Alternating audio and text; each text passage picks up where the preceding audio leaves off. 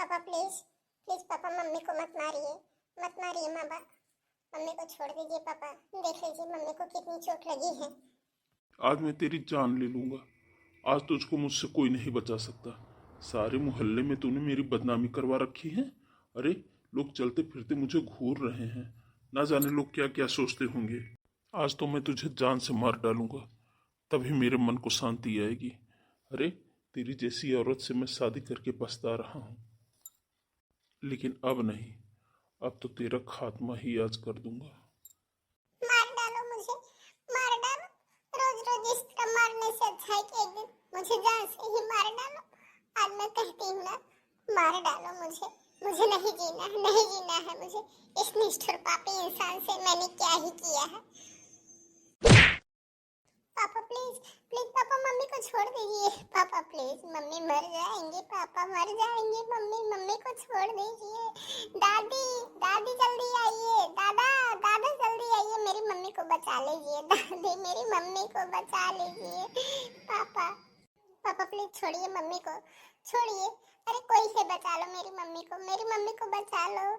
हाँ? तेरा तो मैं गला दबा दूंगा।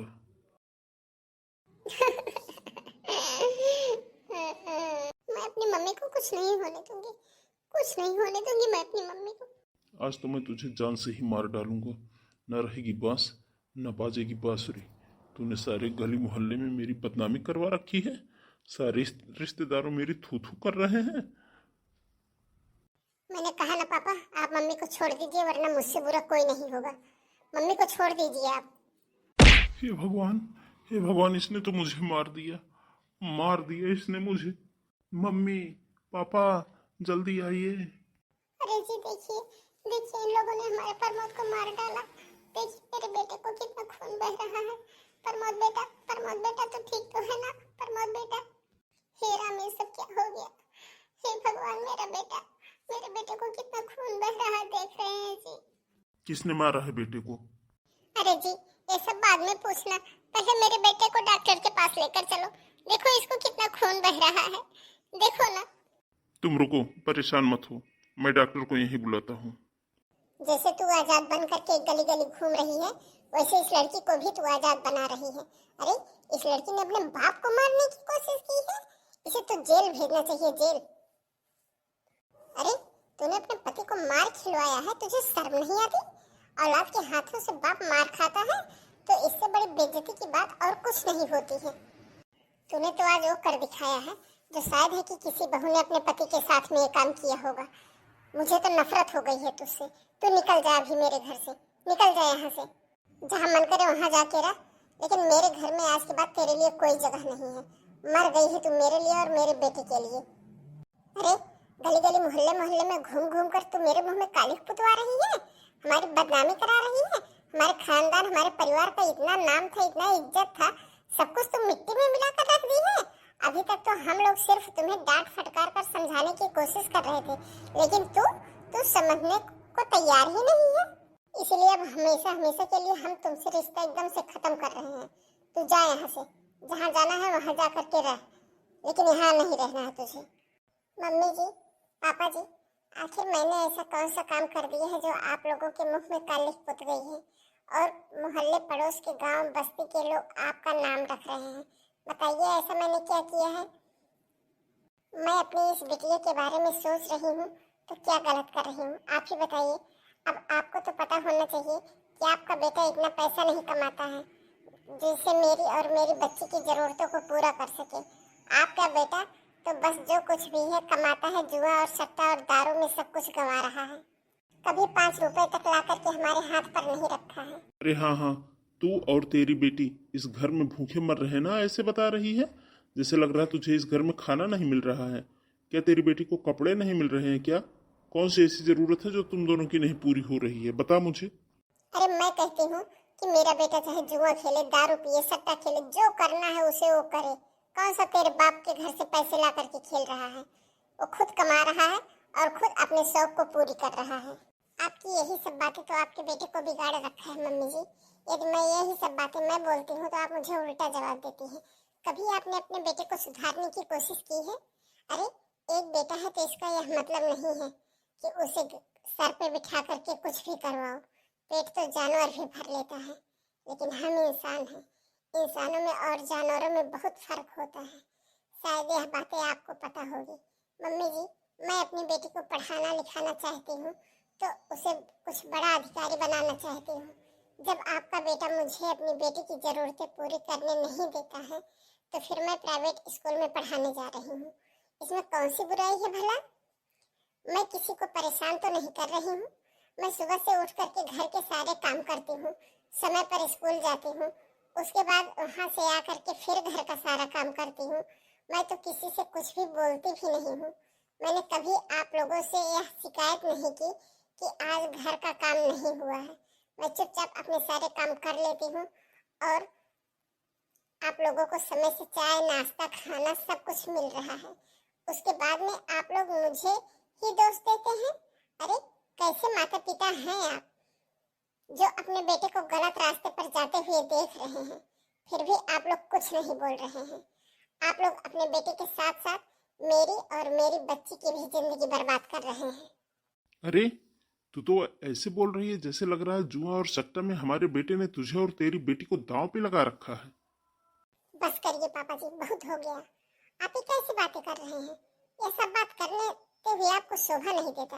मैं कुछ नहीं बोलती हूँ, इसका यह मतलब नहीं है कि आपके मुंह में जो आएगा आप वो बोले चले जाएंगे। मैं एक माँ हूँ।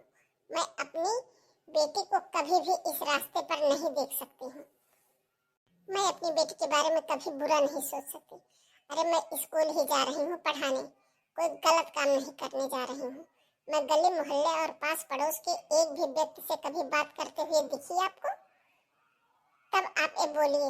मैं सीधे अपने रास्ते पर जाती हूँ और सीधे अपने रास्ते से आती हूँ। मुझे किसी से कोई मतलब नहीं रहता है। 4 पैसे यदि आएंगे तो मेरी बच्ची के भविष्य के काम में आएंगे। कौन सा गलत काम कर रही हूँ मैं?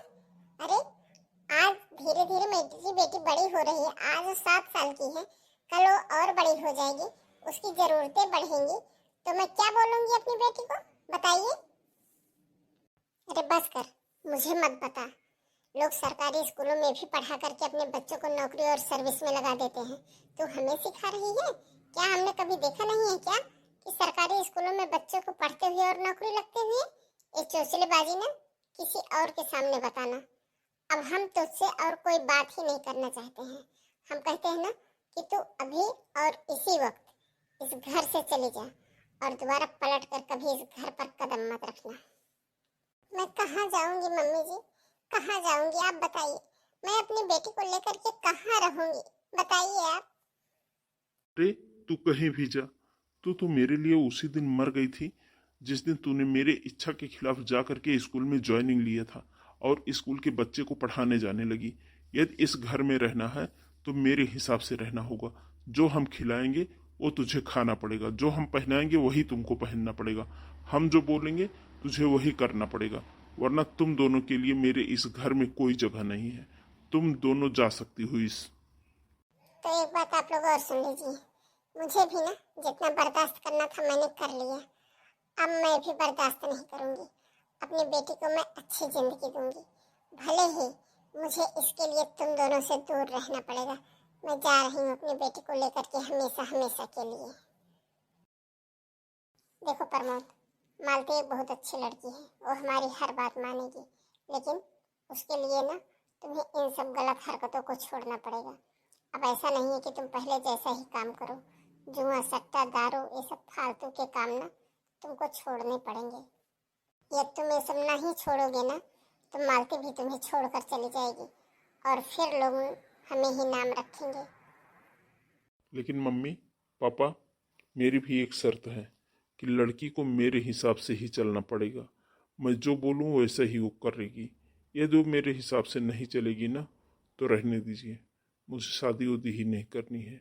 मैं ऐसे ही बहुत खुश हूँ। और वैसे भी शादी करके किसका भला हुआ है, जो मेरा करने चले हो आप लोग। अरे बेटा, ऐसा नहीं है। कभी कभी इंसान को भी झुकना पड़ता है और कभी झुकाना भी पड़ता है। अब तू तो अपना स्वभाव बदलना ही नहीं चाहता है, तो भला तेरे साथ कौन सी लड़की रहेगी? तू हमारा इकलौता बेटा है। हम चाहते हैं कि तू शादी ब्याह कर ले, एक बेटा तेरा हो जाए, ताकि हमारा भी वंश आगे बढ़े। क्या तू हमारी इतनी सी इच्छा पूरी नहीं कर सकता है? यदि हमारी जगह पर तू होता तो तू क्या करता बता? हम तो अपनी जगह पर बिल्कुल सही हैं। हमें एक पोता चाहिए, बस इसलिए तू दूसरी शादी कर ले। अरे माँ, मैं तो शादी कर लूँगा, लेकिन अभी तो नीतू से मेरा तलाक ही नहीं हुआ है। अभी अगर मैं शादी कर लूँगा बिना तलाक हुए, और शादी के बाद नीतू अगर खड़ी हो गई ना, तो मुझे जेल हो जाएगा, जेल। इसलिए तलाक हो जाने दो, उसके बाद मैं शादी कर लूँगा। अरे बेटा, 6 महीने हो गए हैं ना, जब अभी तक वो इस घर में नहीं आई तो आज तक उसकी शक्ल नहीं दिखी है हमें, तो फिर कहाँ से आएगी वो? तो चिंता मत कर, और वो आएगी भी ना तो हम लोग अभी जिंदा हैं। फिर तो चिंता क्यों करता है? अपने माँ बाप के होते हुए तुझे जरा सा भी चिंता करने की जरूरत नहीं है। बस तू शादी के लिए हाँ कर दे, लड़की तो तैयार बैठी है। ठीक मम्मी, जैसे आपकी इच्छा। इस तरह से प्रमोद के माता पिता प्रमोद की शादी मालती से करवा देते हैं। शादी के 2 महीने तक तो प्रमोद बहुत अच्छी तरह मालती के साथ रहता है। मालती बहुत अच्छे से उसके साथ व्यवहार भी करती थी, लेकिन बस धीरे धीरे प्रमोद की वही सब हरकतें शुरू हो जाती हैं। दारू, जुआ, सट्टा, बस इन सब चीज़ों में प्रमोद अपना समय ज़्यादा देने लगता है। मालती पढ़ी लिखी एजुकेटेड लड़की थी, स्वभाव में तेज और बोल चाल में से खरीद रही थी मालती। अरे मालती बेटा, तेरी शादी को 3 महीना पूरा होने वाला है, अभी तक तू प्रेग्नेंट नहीं हुई? देखो बेटा, कहीं ऐसा तो नहीं किसी किस्म का परहेज तो नहीं कर रही हो तुम? बेटा, भगवान ने सीधा साधा देगा ना तो उसे ले लेना, क्योंकि औलाद का सुख बहुत मुश्किल से मिलता है। ऐसे ही ये तुम शुरुआत में अपने मौज मस्ती के कारण कोई दवा ववा खा लोगी ना तो औलाद के लिए तरसोगी। और अब वैसे भी हमारी भी एक उम्र हो चुकी है, अब हम भी अपने पोते का मुंह देखना चाहते हैं। अब तुम्हें तो पता है बेटा कि हम लोग वैसे ही कितने दुख के मारे हैं। हमारी पहली बहू के चाल चलन ठीक नहीं था, किसी पराये मर्द के साथ वो भाग गई। हम इस दुख से उबर ही नहीं पा रहे हैं। हमारा बेटा प्रमोद, वो अपनी बेटी के लिए तरस रहा है। बेटा, इसलिए तुम उसे संतान का सुख दे दो। ठीक मम्मी जी, मैं इस बारे में विचार करूंगी। अभी मुझे थोड़ा समय चाहिए, और वैसे भी अभी 2 महीने ही हुए हैं मेरी शादी को। कोई बड़ा भारी समय तो हो नहीं गया है। अभी मैं सोचूंगी, विचार विमर्श करूंगी, उसके बाद इन सब बातों का निर्णय लूंगी। हाँ बेटा, मुझे पता है तुम बहुत समझदार हो। जो निर्णय लोगी ना वो सही ही लोगी तुम। शुरू शुरू में तो प्रमोद मुझसे बहुत अच्छी तरह से बात करता था। धीरे धीरे करके मुझे ऐसे क्यों लगने लगा कि जैसे अब वो मुझसे कुछ छुपा रहा है, और ना ही वो मुझसे ठीक से बात करता है, और ना ही वो कभी समय पर घर आता है, ना ही उसके जेब में पैसे दिखते हैं ज़्यादा। क्या करता है यार? और अब तो मुझे ऐसे लग रहा ना कि जो कहानी इन लोगों ने मुझे बताई थी कि प्रमोद की पहली पत्नी को लेकर के, शायद वो झूठी हो सकती है। इन लोगों ने लगता है झूठ बोला था कि इनकी पहली पत्नी किसी पराये मर्द के साथ भाग गई है। मुझे अब इस बात की सच्चाई का पता ही लगाना पड़ेगा। कहीं ऐसा तो नहीं कि उस औरत के साथ कुछ अन्याय हुआ हो, उस औरत के साथ कुछ ऐसा हुआ हो जिसके कारण बेचारे को घर छोड़कर जाना पड़ा हो। उसके साथ अन्याय हो गया, उसने यह सब बर्दाश्त कर लिया, लेकिन यदि यह सब बात सच है ना तो मैं अपने साथ ऐसा नहीं होने दूंगी, क्योंकि मैं इतनी सक्षम हूँ कि मैं चाहूँ तो अभी खड़े खड़े 20-25 हज़ार की नौकरी मैं कर सकती हूँ।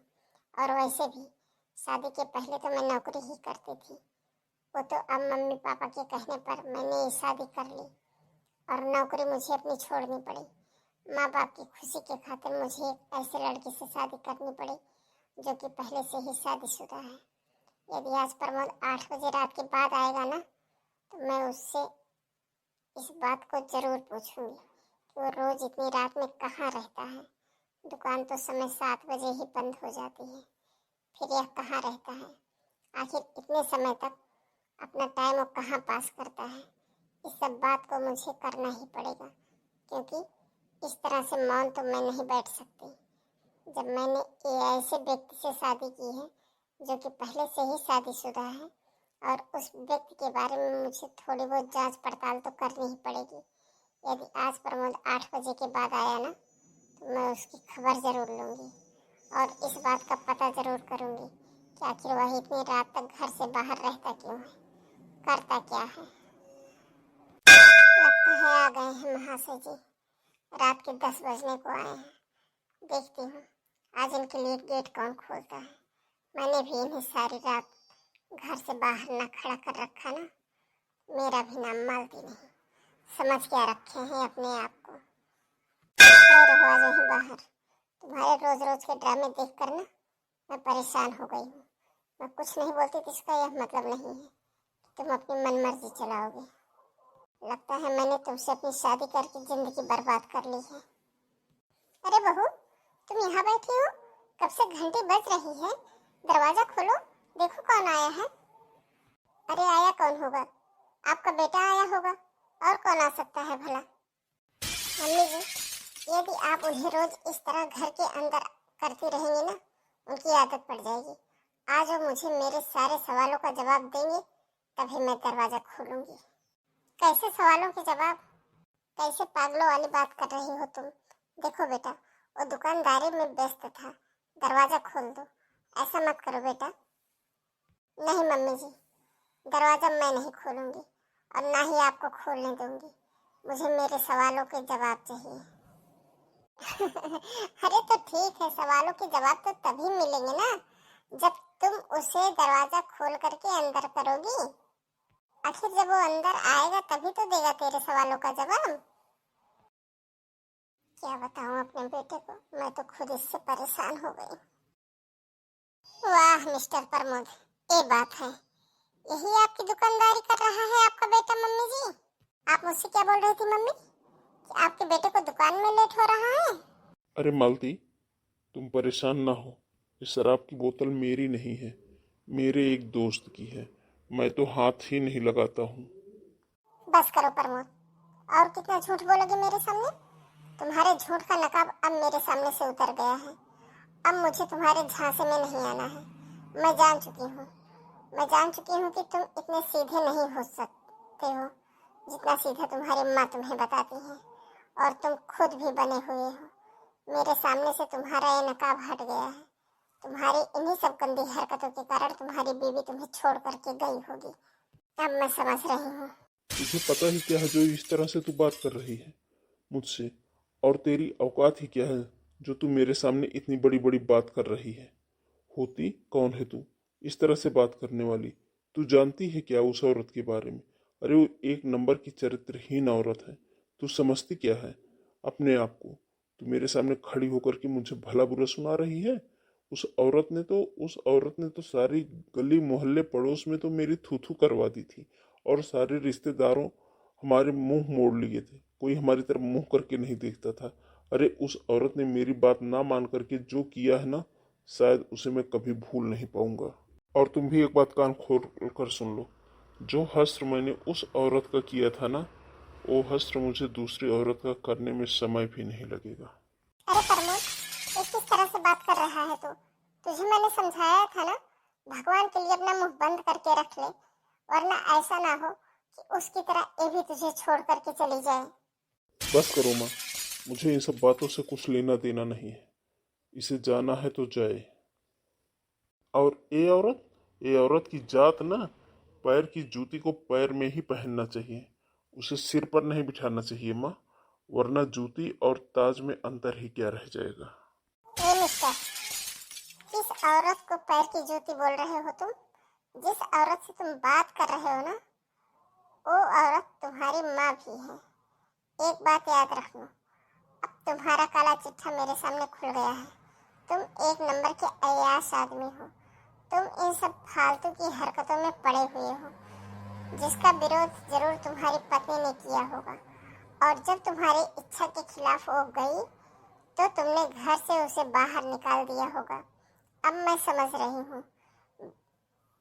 भगवान के लिए तुम ही चुप हो जाओ बेटा। आदमी के सामने इतना ज्यादा मुंह चलाना अच्छी बात नहीं है। आदमी आदमी ही रहेगा, औरत औरत ही रहेगी। थोड़ा सा कम बोल लोगी तो तुम्हारा मान सम्मान नहीं घट जाएगा। मर्द की 4 बात सुनकर ही रहना चाहिए औरत को। वाह मम्मी जी वाह, आज समझ रही हूँ मैं, आप जो अपनी बड़ी बहू के बारे में बोल रहे थे ना, वो सरासर झूठ था। आप लोगों ने मिल करके उसके साथ जरूर कुछ न कुछ कांड किया होगा। नहीं बेटा नहीं, हमने उसके साथ कुछ गलत नहीं किया है। तुम थोड़े ठंडे दिमाग से बात करो बेटा। देखो बेटा, तुम औरत हो और औरत को ना थोड़ा सा दब कर ही चलना पड़ता है, आदमी के हिसाब से चलना पड़ता है। तुम जिस घर की बहू हो, इस तरह जोर जोर से मत बोलो, इतनी जोर जोर से मत चिल्लाओ बेटा। आस पड़ोस के लोग जब तुम्हारी आवाज इतनी रात को सुनेंगे तो क्या सोचेंगे हमारे बारे में। बेटा भगवान के लिए चुप हो जाओ। माँ जी बस करो, औरत हूँ इसका यह मतलब नहीं है कि आपकी अन्याय भरी बातें बर्दाश्त कर लूंगी। अरे मेरे साथ अन्याय हो रहा है, आपके बेटा जो कर रहा है यह सब नर्क के द्वार है। जो यह काम कर रहा है ना, ये सिर्फ मेरी बर्बादी है, मेरा भविष्य खराब होगा। यह अपना जीवन तो खराब ही कर रहा है, मेरा भविष्य तक खराब हो जाएगा इसके साथ। नहीं बेटा, अरे मैं तुमसे वादा करती हूँ, आज के बाद मेरा बेटा शराब को हाथ नहीं लगाएगा। मैं मान रही हूँ को पीता नहीं है, लेकिन ये तुम्हारे सामने उसने कभी ऐसी हरकत भी कर दी होगी ना, इसके लिए मैं तुझसे माफी मांगती हूँ और दोबारा मेरा बेटा ऐसा कुछ नहीं करेगा। मुझे भी बहुत पछतावा हो रहा है कि मेरे माँ बाप ने इसे मेरी शादी क्यों करवा दी। अरे ऐसा क्या लोभ दिया होगा आप लोगों ने, क्या लालच बताया आप लोगों ने, जब मेरे माँ बाप शादी करने के लिए हाँ कर दिए। मैं तो बिल्कुल नहीं चाहती थी इस आदमी से शादी करने के लिए, लेकिन माँ बाप की खुशी के लिए मैंने शादी के लिए हाँ कर दी थी। अब मुझे पता चल रहा है कि मेरे साथ धोखा हुआ है। जो भी हुआ है वो मेरे साथ ठीक नहीं हुआ है, लेकिन मैं अपने फ्यूचर के साथ खिलवाड़ नहीं कर सकती हूँ। मैं वापस से अपनी जॉब को ज्वाइन कर लूंगी, मैं वापस ड्यूटी पर जाऊंगी। तुम नौकरी नहीं करोगी, ना ही तुम जॉब पर जाओगी।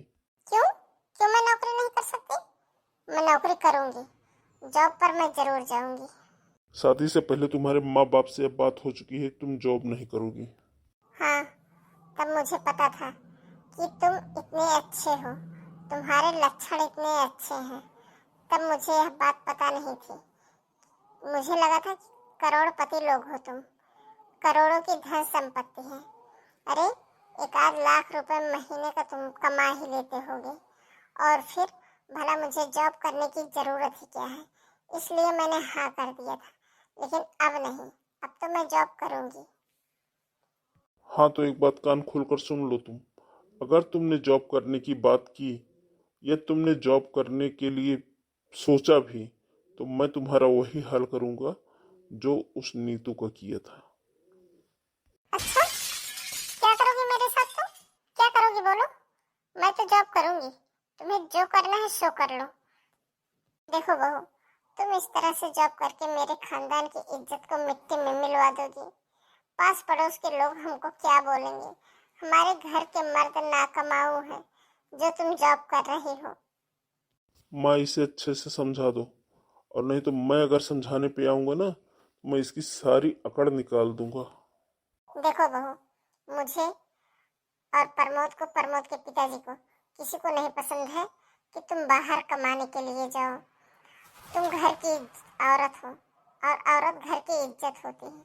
अगर तुम बाहर जाओगी कमाने के लिए तो घर के लोग, पास पड़ोस के लोग, गली मोहल्ले के लोग क्या कहेंगे कि इनके घर के लोग नामर्द हैं और बहू बाहर कमाने के लिए जा रही है।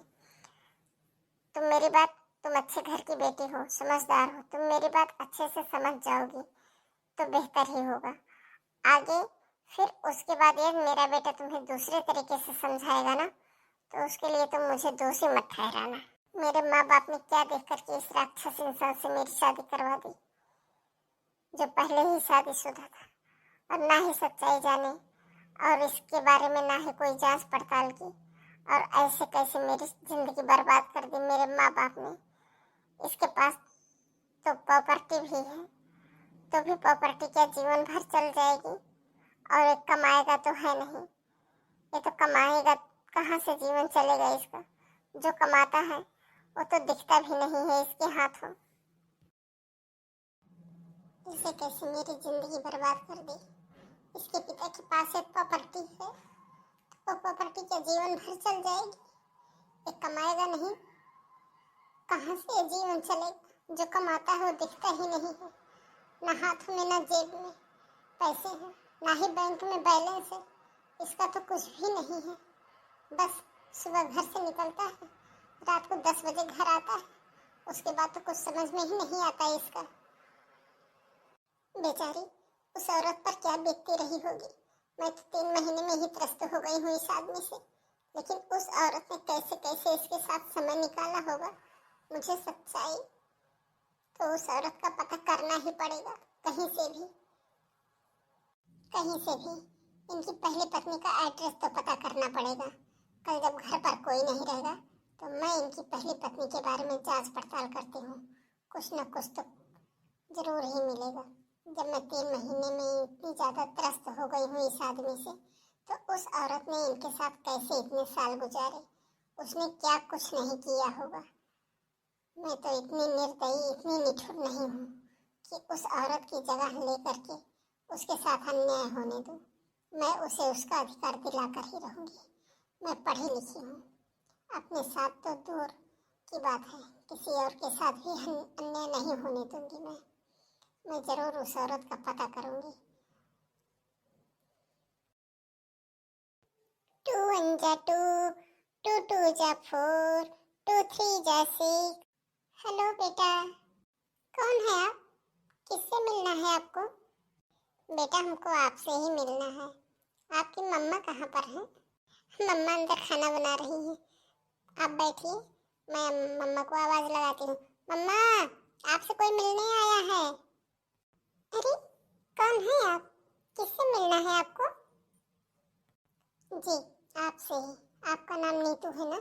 मुझे आपसे ही मिलना है। हाँ, हमारा नाम नीतू है। क्या मैं आपके बारे में जान सकती हूँ कि आप कौन हैं? बेटा आप अंदर जाओ, मुझे आपकी मम्मी से कुछ जरूरी बात करनी है। बेटा तुम अंदर जाके पढ़ाई करो। तो अब आप बताइए कि मैं आपको जानती हूँ और आप मुझे कैसे जानती हैं?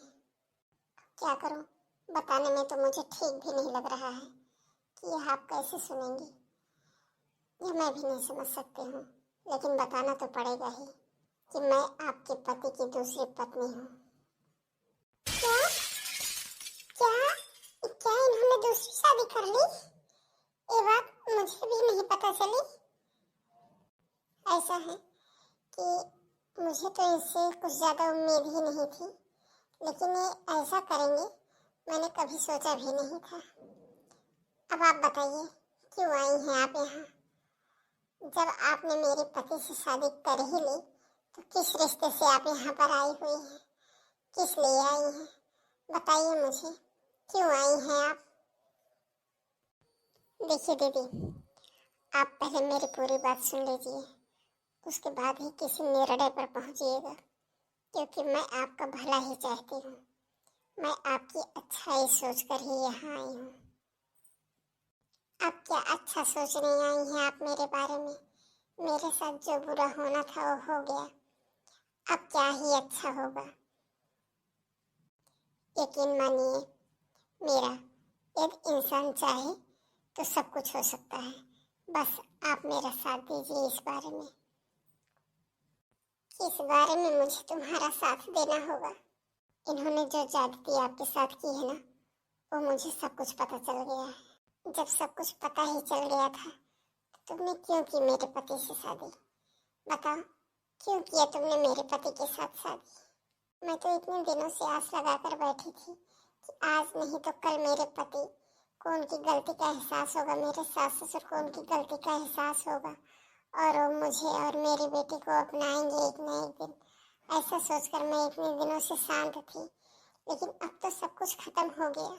अब तो सब कुछ मेरा खत्म हो गया। नहीं दीदी, कुछ नहीं खत्म हुआ है। आपको आपका अधिकार दिलाकर रहूंगी मैं। मुझे यह बोलकर शादी की गई थी कि आप चरित्रहीन हैं, आप किसी पराये मर्द के साथ भाग गई हैं। यह क्या बात कर रही हैं?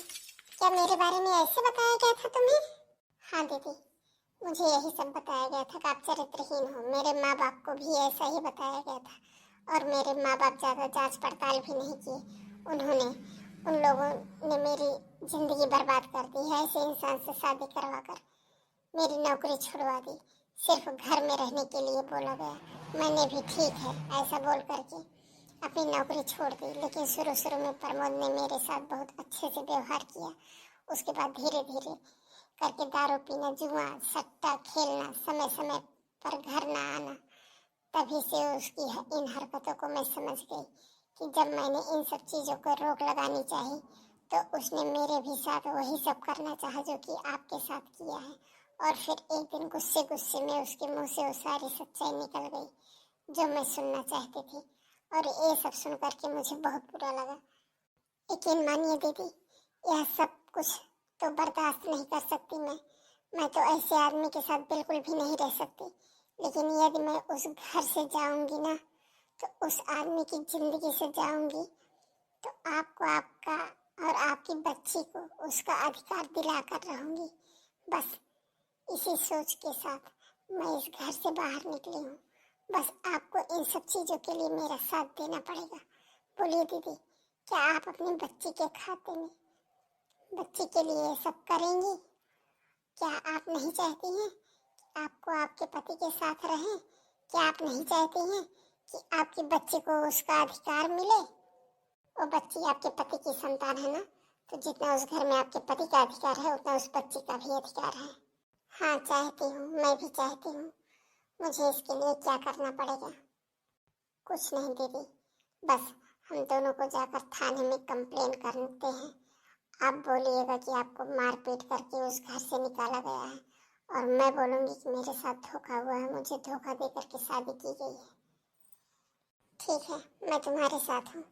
बात एक मेरे बच्चे के अधिकार की है तो ठीक है। इस तरह से मालती और नीतू दोनों पुलिस स्टेशन पहुंच जाती हैं और पुलिस स्टेशन में जाकर प्रमोद और प्रमोद के माता पिता के खिलाफ FIR करवा देती हैं और पुलिस को अपने साथ लेकर के प्रमोद के घर पहुंच जाती हैं। कहाँ है बुज़दिल? कहाँ है बुज़दिल? घर में छुपा हुआ है क्या? निकल बाहर। तूने एक नहीं दो औरतों की जिंदगी बर्बाद की है, एक मासूम सी बच्चे की जिंदगी बर्बाद कर दी है। निकल घर से बाहर। ये सब क्या है बहू? और इस चरित्रहीन औरत को यहाँ लेकर के क्यों आई हो? ये एक नंबर की आवारा औरत है। और इसके साथ बस करिए, चुप रहिए, बहुत हो गया। अब मेरे खिलाफ एक भी शब्द बोला ना आपने तो मुझसे बुरा कोई नहीं होगा। बहुत सुन लिया मैंने और बहुत बोल लिया आप लोगों ने। और नहीं तो क्या, आप लोग क्या समझ रहे हैं? क्या यह पहले जैसी ही कमजोर रह रही है? अब मैं इसके साथ हूँ, अब मैं इसे इसका अधिकार दिलाकर ही रहूंगी।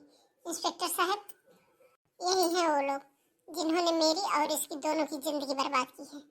एक बच्चे की भी जिंदगी बर्बाद की है और ये पहले से शादीशुदा होते हुए भी इसने दूसरी शादी की है।